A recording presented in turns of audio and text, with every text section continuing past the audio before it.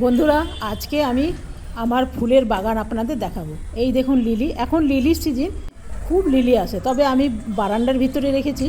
আর আমাদের এদিকে না রোজ বৃষ্টি পড়ছে, তো লিলিগুলোর গায়ে যদি বৃষ্টি পড়ে তাহলে কিন্তু সব নষ্ট হয়ে যাবে।